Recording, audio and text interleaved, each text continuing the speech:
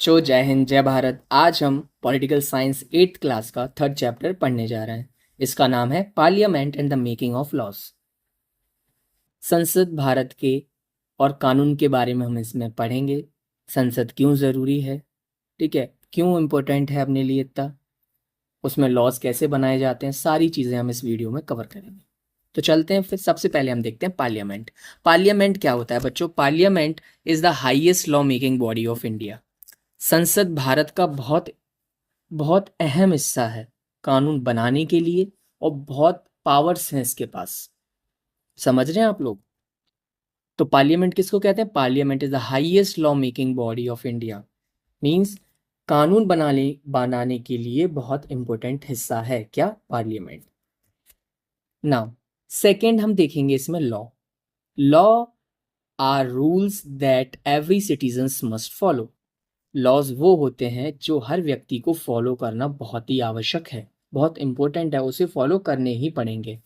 Now in third case we will discuss about why do we need laws. हमें जो laws हैं, कानून हैं, वो क्यों जरूरी है, आवश्यकता क्यों है हमें इनकी। आप इस पॉइंट्स में सारे देख सकते हैं, मैं सारे आपको बताता चलता हूं।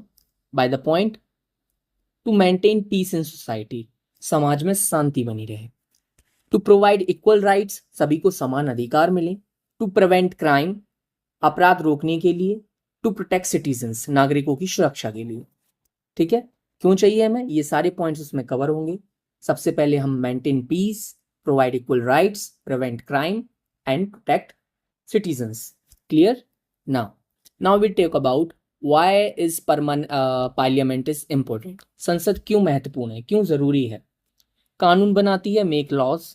सरकार की निगरानी करती है, कंट्रोल्स द गवर्नमेंट।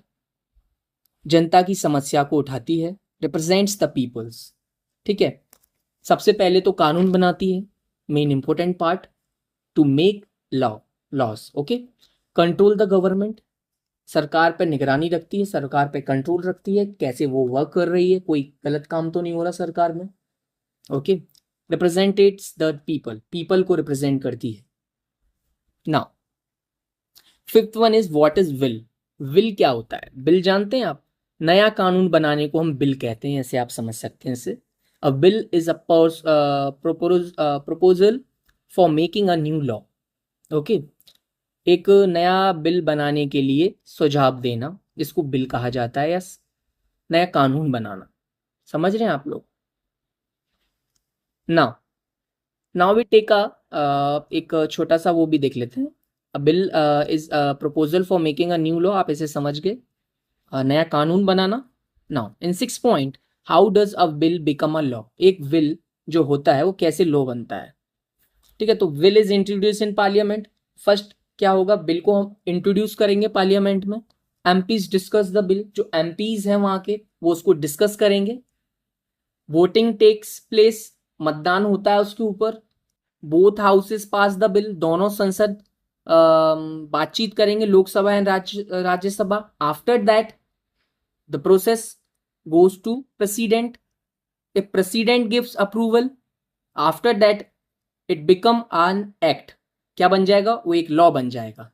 ठीक है, पहला क्या रहा, पहले बिल इंट्रोड्यूस होगा, एमपीज डिस्कस करेंगे, वोटिंग होगी, देन जो बिल है वो बोथ लोकसभा एंड राज्यसभा के पास जाएगा। फिर then he will check it, जैसे सारी चीज़ें समान और सब चीज़ें अच्छी होंगी, देन वो अप्रूवल करके कहाँ पहुंचाएगा उस चीज़ को? प्रेसिडेंट के पास। Now president is a power, if he want to make this law तो इट इज़ यस, और अगर वो नहीं बनाएगा तो फिर वो नहीं बनेगा, बट प्रोसेस यही रहेगी। आप देख सकते हैं, president is the last step, जब वो अप्रूवल कर देगा then it become a act, law बन जाएगा वो। Now now seven point, members of parliament. अब एमपीज के बारे में हम इसमें बात करेंगे। ठीक है, एमपीज के बारे में बात करेंगे तो इसमें हम देखते हैं रिप्रेजेंट द पीपल, जनता का प्रतिनिधित्व एक तरह से ये सामने सुझाव रखते हैं उसका। कानून बनाते हैं, मेक लॉज। ठीक है, ask question to the government, ये सरकार से भी सवाल पूछ सकते हैं। 8 डिबेट, संसद में every bill is discuss in parliament, मतलब हर बिल जो बनता है, जो रूल बनता है, वो वहाँ पर संसद में जाके उस पर बहस होती है, चर्चा होती है, then after that it's implement to the society, to the state. Okay, now voting, मतदान. मतदान क्या है? After voting the bill is passed और reject.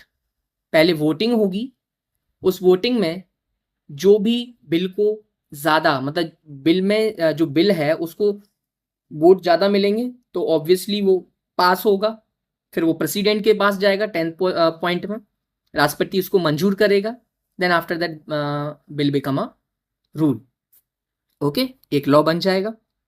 Okay, all the points are clear. सारे पॉइंट्स हमने कवर कर लिए.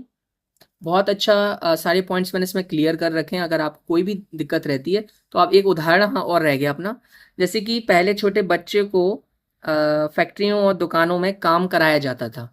ठीक है, फैक्ट्री और दुकानों में पहले बच्चों को काम कराया जाता था. सामाजिक संगठनों और मीडिया ने इसका विरोध किया. इसके बाद सरकार ने बच्चों की सुरक्षा के लिए कानून बनाया. ठीक है, बाल श्रम पर रोक लगाने के लिए, चाइल्ड लेबर पर. ठीक है, earlier smaller children was made to work in factories and shops. People, social organization, media protest against it. After that, the government made law to protect children and made rules to stop children labor. Okay, बहुत simple chapter है, बहुत आसान है. सारे आपको देख सकते हैं, सारे मैंने इंपॉर्टेंट टॉपिक्स जो एनसीईआरटी बुक्स में सारे कवर कर दिए. Okay, now you can take an overview in important keywords like parliaments, law, bill, act and member of parliament. And quick revision के लिए आप देख सकते हैं, मैंने थोड़े क्वेश्चंस डाल रखे हैं इसमें, आप इनको देख सकते हैं. तो आज की वीडियो में इतना ही. जय हिंद, जय भारत. मिलते हैं अगले चैप्टर में. कुछ भी क्वेरीज हो तो आप मुझे प्लीज कमेंट कीजिए, मैं उसका जरूर आपको. तो सब्सक्राइब कर लेना मेरे चैनल को. जय हिंद, जय भारत.